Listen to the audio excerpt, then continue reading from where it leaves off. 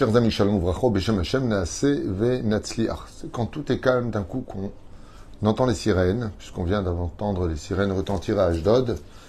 Et en ce d'ailleurs, lundi 16 octobre, et Rosh Chodesh, du mois de Cheshvan. Shiur acheté par Martin à Tardo pour la Refoua Shlema de tous les blessés et toutes les personnes traumatisées par cette guerre, pour la libération de tous nos otages, qu'Akadosh Baruch Hu nous vienne en aide, Ve Be'ezrat Hashem sauve Am Israël en tout endroit et le protège partout. Merci Martine d'avoir acheté ce chiour. Et justement, nous allons étudier un sujet qui intéressera certainement beaucoup de monde, puisque vous savez que dans tout ce que nous vivons, il y a toujours des messages codés. La guerre que nous sommes en train de vivre, et non pas la mission que nous essayons de sauver, mais une guerre, vraiment une guerre avec des armes lourdes, on peut le dire. Nous sommes bombardés depuis le début, nous avons été carrément massacrés avec le début de cette guerre. On va essayer de voir ensemble, si ça vous intéresse, quelques allusions qui sont faites, car dans toute chose qui nous arrive, il y a toujours un message. Alors je me suis assis un petit peu sur le sujet pour voir, plus ou moins, Bezrat Hashem, qu'est-ce qu'on pourrait retenir des noms qui nous sont donnés. On va parler du Hamas, on va parler de Harvot Barzel, les glaives de fer, c'est comme ça que s'appelle cette guerre. Pourquoi on l'appelle comme cela? Qu'est-ce qu'on pourrait apprendre de cela? C'est ce que je vous propose d'étudier, même si ça se discute. Peut-être que ce que je vais vous dire n'est pas forcément la totale réalité, j'en sais rien, mais en tout cas, je me suis posé la question, je me suis mis de côté, j'ai commencé à regarder un petit peu dans les prophètes, et puis en même temps, dans les messages qu'on pouvait en ressortir. Donc, pour ceux que ça intéresse, et qui me font confiance dans mon étude, à écouter. Si ce n'est pas le cas, goodbye. Bezrat Hashem. Vous savez que ma plus grande inquiétude aujourd'hui, hormis cette guerre qui terrifie beaucoup d'enfants, beaucoup de sirènes, beaucoup de missiles sont lancés de façon assez aveugle, et ce jusqu'à maintenant, du côté de Gaza sur le territoire d'Israël, d'où la riposte d'Israël qui bombarde. Et comme on ne sait pas exactement où ils sont et qu'on prévient les gens et qu'on a ouvert les frontières pour qu'ils puissent partir et mettre un terme à cette guerre de façon à ce qu'elle ne revienne plus, chose à laquelle s'il n'y a pas la Géoula finale, je n'y crois pas parce que le Hamas ce n'est pas une armée, c'est une idéologie. Et pour mettre un terme au Hamas dans le monde et en Israël, il faudrait tuer cette idéologie. Ça veut dire que n'importe quelle personne dehors qui voudrait épouser l'idéologie du Hamas devient Hamas lui-même. D'une certaine façon, comme vous le savez, non-assistance en personne en danger équivaut à l'avoir nous-mêmes assassiné. Ce qui fait que quand on manifeste pour le Hamas, quand on ne reconnaît pas cette organisation comme étant des terroristes, c'est que soi-même, d'une certaine façon, on se reconnaît comme étant, sans comprendre, et même sans le savoir, terroriste, puisque je leur donne tous les crédits qui leur est dû, et si j'appelle ça la résistance eh bien ce que je fais, c'est que je falsifie l'identité d'un mouvement reconnu pas simplement par Israël, mais par le monde entier, par l'ONU comme étant un mouvement terroriste et qui peut se retourner demain contre l'Orient, l'Occident et tout d'autres endroits où ils se trouveront. Donc dans l'absolu, quand j'entends on veut déraciner le Hamas de la bande de Gaza, pour moi, c'est ce que j'avais donné comme métaphore, c'est l'histoire des dents du requin, les dents de la mer. C'est-à-dire tu peux casser autant de dents que tu veux au requin, pour ne pas qu'il te morde, il y a toujours une prochaine ligne derrière. Ça veut dire que je ne vois pas comment on pourrait réellement régler le problème au Proche-Orient en disant on va éradiquer le Hamas. Je ne vois pas comment c'est possible, je n'y crois pas. Pourquoi je n'y crois pas? Parce que la nouvelle génération qui veut se différencier du Hamas aujourd'hui, qu'on appelle les Palestiniens, sont les futurs, d'une certaine façon, sur le domaine idéologique et bourrage de crâne à la Hasbana, comme on dit en tunisien, de la prochaine vague. Donc, c'est bien gentil tout ça, mais je n'y crois pas. Je n'y crois pas parce que s'il n'y a pas la Géoula, c'est-à-dire si après ces événements-là, on n'a pas un miracle d'avoir le Mashiach lui-même et non pas ni Gantz, ni Bibi, ni je ne sais pas qui, pas quoi, eh bien, ce qui va se passer, c'est que les États-Unis qui ont débarqué ici, la situation dans laquelle nous sommes, va faire ce qu'on appelle une réunion, mais alors une réunion internationale pour reconstruire Gaza. Donc Gaza, en fin de compte, va être encore plus belle que ce qu'elle fut quand elle a été détruite maintenant, encore on parle de quelques quartiers. Israël va reparticiper grandement et financièrement, comme elle sait tellement bien le faire, avec des milliards pris des contribuables ici, pour reconstruire Gaza, parce qu'il faut aussi une conscience, on est humaniste, donc on l'a fait, mais c'était pour la guerre, maintenant on va reconstruire la bande de Gaza, qui cet argent va servir une fois de plus, parce que je rappelle que cette guerre dure depuis 1948 et même un petit peu à peine avant, donc on est face à quelque chose où, pour maintenir une paix avec les pays voisins, pour pouvoir maintenir un équilibre avec des voisins, plus de 2,5 millions d'Arabes en Israël, avec la Teudat Zehut israélienne, je parle de la carte d'identité israélienne, qui ont un droit de vote, un droit au pays, dans le domaine social, la sécurité sociale, ils ont tout, absolument tout. Donc résultat, après ces événements-là, s'il ne se passe rien, moi ce qui m'ennuie, c'est que Bibi Netanyahou et son gouvernement de droite vont donner des comptes sur énormément d'erreurs et de manque de responsabilité. Qu'est-ce qui s'est passé? Comment se fait-il que? Donc, où il donne sa démission, il part, et donc ce serait Gantz qui aujourd'hui prendrait le pouvoir avec déjà 73 sièges, sans autre parti à lui tout seul, il est déjà amplement majoritaire, donc la gauche dite centriste reprendrait complètement les rênes du pays, le Bet Mishpat Haelyon, la Cour suprême, encore plus puissante qu'avant pour diriger le pays, donc on aura fait une catastrophe totale, et le pire du pire, eh bien, c'est qu'une fois que la guerre sera finie et qu'on aura séché nos larmes, plus jamais, et patati patata, les filles ne ressortiront pas forcément plus pudiques. Est-ce que l'unité que nous avons aujourd'hui, quand tout sera calmé, sera toujours au rendez-vous? Nos soldats, que Dieu les bénisse, et j'ai de ma famille qui est à l'armée, ne vont pas me juger sur ce domaine. Moi, j'ai fait mon service militaire ici, et j'apporte toute la journée, encore tout à l'heure et encore demain, Bezrat Hashem, tout ce qu'il faut pour tous nos soldats. On prie pour eux. Et on a demandé au Avrechim de revenir étudier aujourd'hui, particulièrement pour nos soldats. Donc on ne vienne pas nous casser les pieds avec ceci et cela. Donc, je préfère être un pauvre CON dans la vérité qu'un imbécile derrière des mensonges. C'est pour répondre à l'abruti qui vient d'écrire. Je regrette d'avoir répondu, mais c'est juste pour lui répondre. Encore un pro-Hamas. Belachen, dans l'instant T, ce qui me fait peur, c'est que depuis 38 ans que je suis ici, ce que je vois, c'est que quand tout se calme, on risque de revenir encore plus dans les problèmes qui étaient cachés ou codés, ou les messages qu'on aurait dû recevoir. Belachen, en résultant de cela, ce que je voulais partager avec vous, non, c'est pas une question de réponse, vous avez raison, mais bon, vous savez, je suis en train de parler face à une caméra, je ne sais pas qui est derrière l'écran, et bon, je me fais insulter, ça ne me dérange pas, mais je le dis ouvertement et à voix haute. Je préfère être un grand imbécile qui vit dans la vérité que quelqu'un qui se prend pour quelqu'un d'intelligent et qui vit dans le mensonge et dans la médiocrité de ses crimes. Voilà, comme ça c'est clair. Et c'est dit une fois pour tous. La seule chose que je demanderai à ces gens-là, c'est d'aller regarder d'autres chaînes.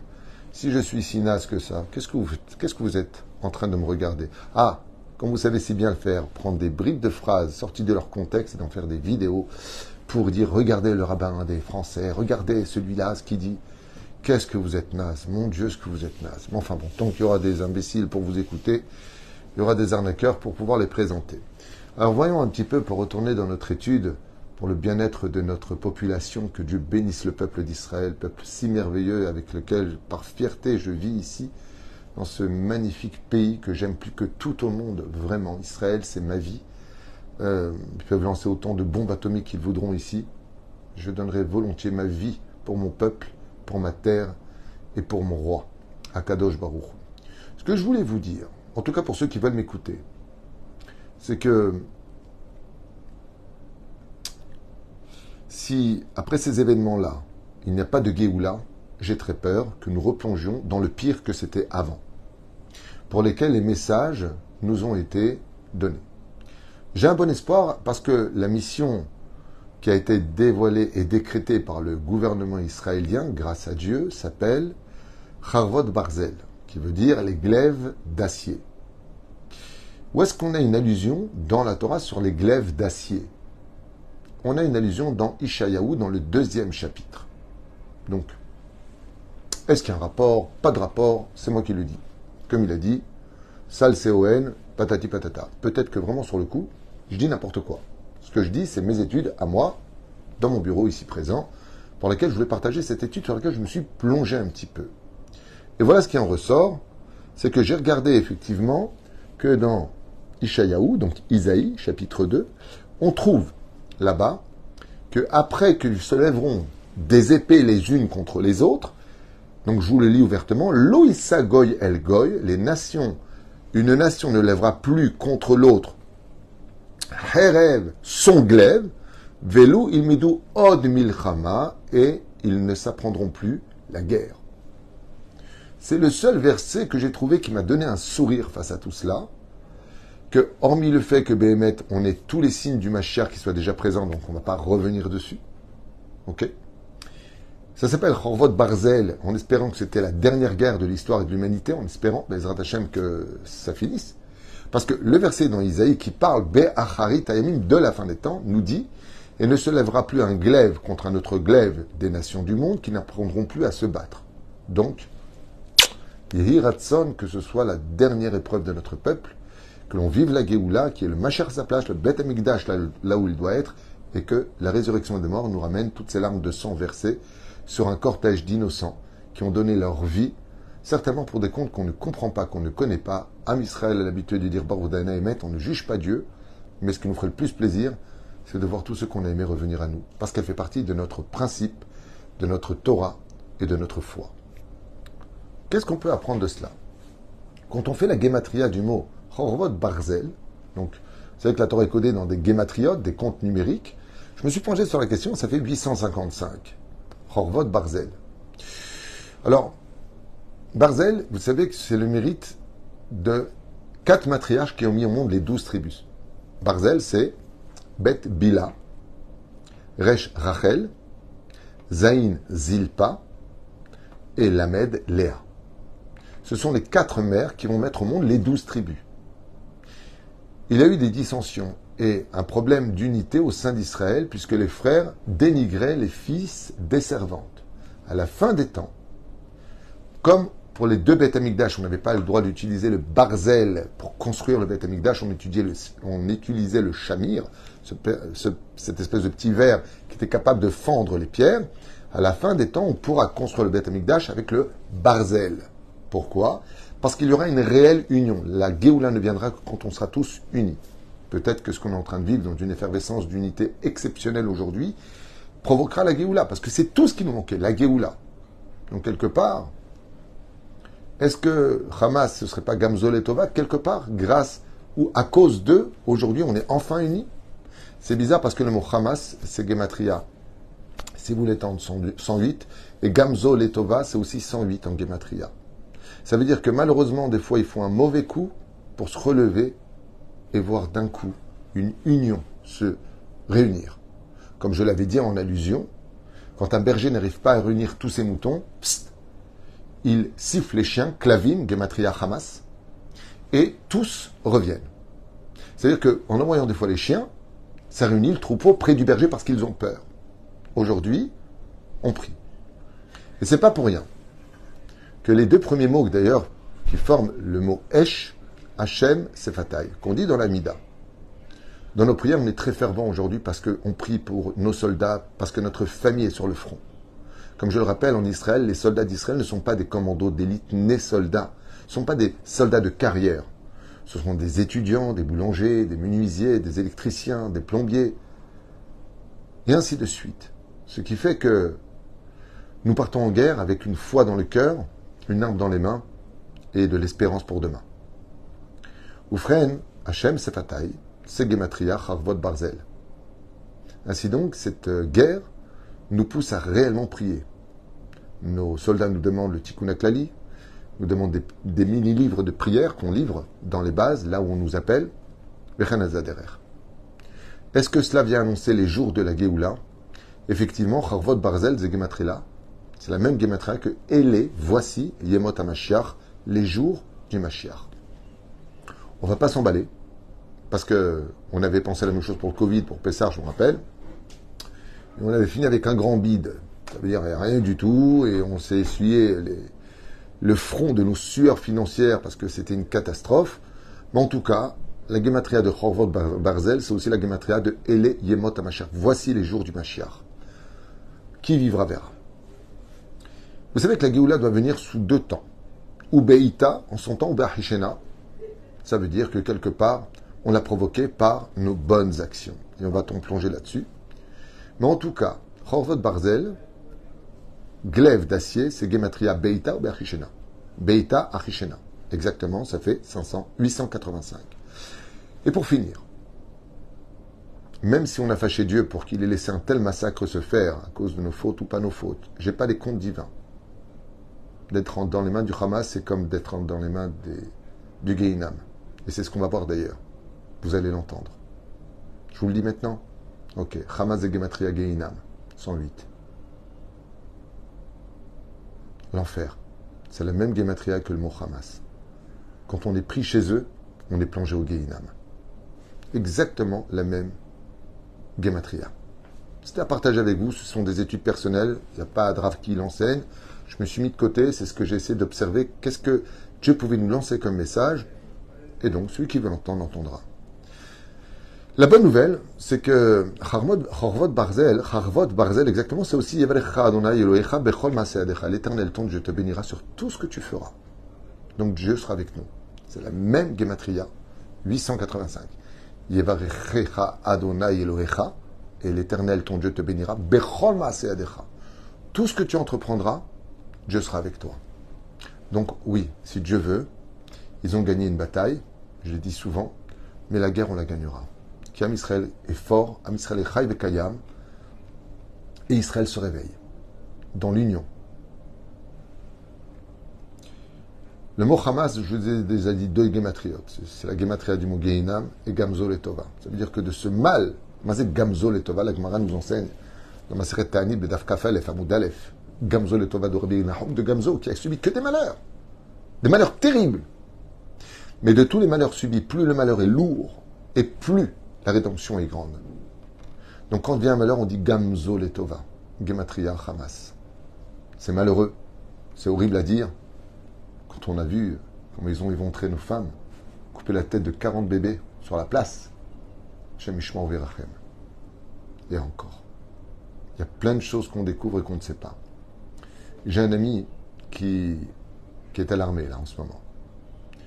Et son rôle au sein de l'armée, c'est de ramasser les corps, de constater, de faire des enquêtes. Son père m'a dit ce matin, il est en totale dépression. Il n'a jamais vu une telle horreur sur place. J'ai un autre ami qui travaille à Chevra Kadisha, qui ramasse des corps toute la journée, c'est leur travail. Ils n'ont jamais fait un tel massacre de toute leur vie. Même d'accident de la route, ils n'ont pas vu un tel massacre. Ils marchent main vezechlam. Quand on a affaire au Hamas, Zeotchot Chasde Hashem. Hamas Gematria Chasde Hashem, Yud Kevavke. Il faut beaucoup de chesed dans le ciel, parce que Dieu, il a les malaché Chabala, les démons en haut, et il y a le Hamas sur terre, qui sont considérés comme étant les démons de la Gematria, justement de Hamas Gematria Chasde Hashem. Il faut beaucoup prier à Kadosh Baruch Hu qui nous remplisse de miséricorde.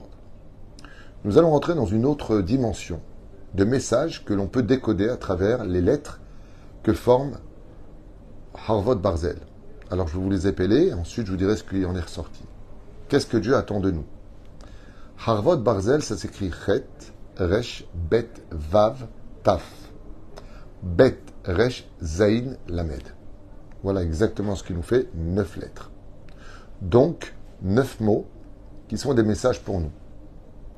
Voici ce que moi j'en ai ressorti de mon étude en me demandant qu'est-ce que Akadosh Baruch Hu il attendait de nous aujourd'hui.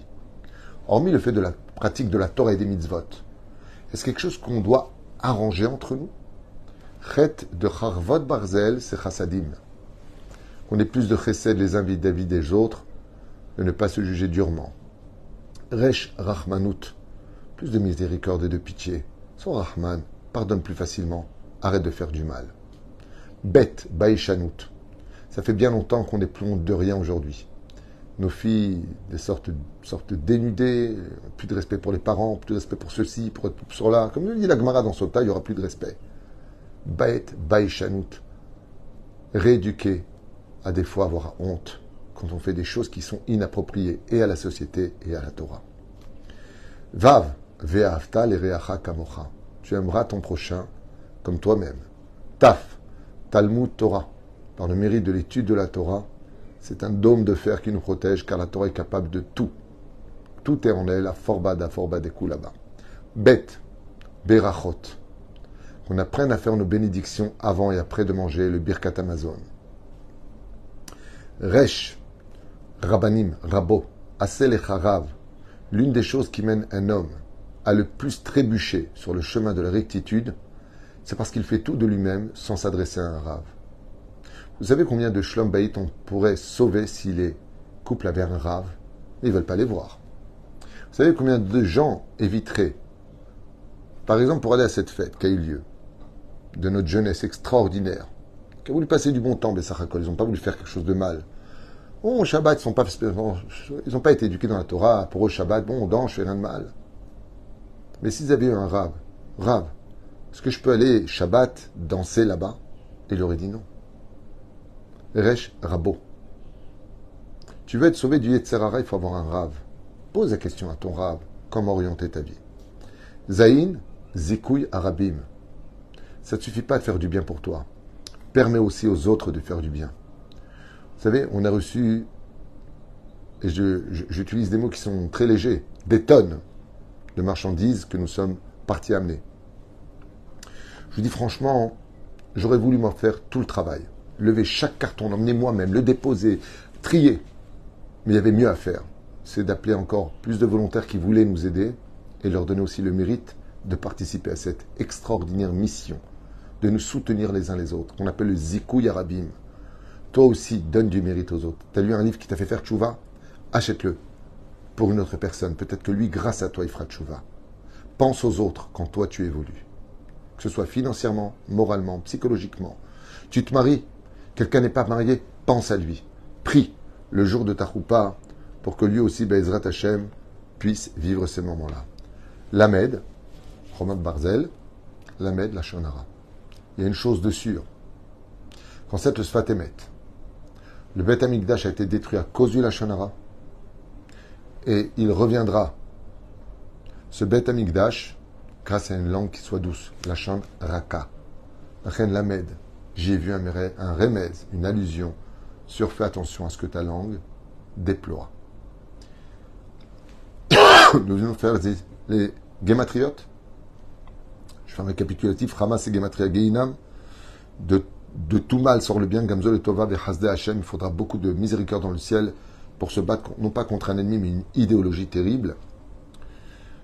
Charvot Barzel, c'est Gematria Hashem Sefatay, qui est aussi les lettres du mot Aleph, Shin, Esh, Ele Yemot HaMashiach, Beita, Achishena, Yivarecha Adonai Elohecha Bechol Maseadecha, et les initiales que je vous ai citées, Chassadim, Rachmanut, Baïchanout, Ve'avta l'eracha kamocha, Talmud Torah, Fete Brachot, que tu es un Rav, Resh, Zikouy Arabim, Lachon Hara, fais attention.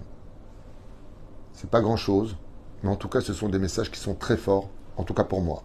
Et je voulais le partager avec vous, pour la sauvegarde de notre peuple, de nos soldats. Et en fin de compte, quand je fais un récapitulatif de tout ça, eh bien, de toute façon, avec ou sans cette guerre, on se doit d'être à ce niveau-là. Yeshuot benechamot, ahava ve'arva, shalom bereut.